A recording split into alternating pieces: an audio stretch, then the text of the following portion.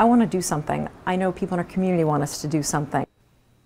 Gun violence, some local lawmakers want to take action on it. Good evening, everyone, and thank you for joining us this evening. With gun violence in the United States continuing to make headlines. That's right, lawmakers across the state are taking action in order to help their communities try and stay safe. Channel 8 Eyewitness News reporter Zach Worthington joins us now with more in our top story this evening. Zach. Earlier this afternoon, President Trump signed a memo directing the Attorney General to propose a rule that would outlaw bump stocks in all devices that, quote, turn legal weapons into machine guns.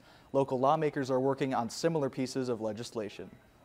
We need to have some common sense legislation that helps address the violence that's going on in our communities around the country and in Nebraska.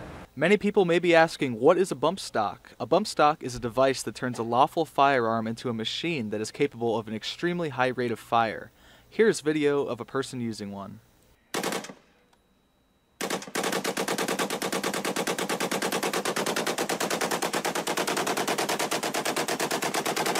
City Council member Leary and Gaylor Baird wants to do something for our children's sake. As both a council member and a mom of 3 kids, don't ever want anyone in our community to be one of those parents sitting outside a school waiting to find out if their kids are going to make it out that day. Back in October, an event known as the Las Vegas shooting occurred.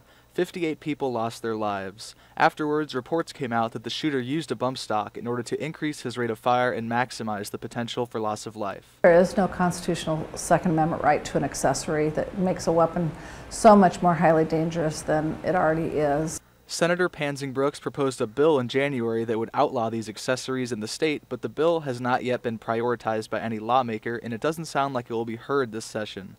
Pansing Brooks is disappointed in the delay, but she is pleased to see council members such as Gaylor Baird and Jane Raybould taking the initiative on a local level. We have to keep fighting on this, and I will continue to bring this bill forward and continue to try to work to make our communities safer.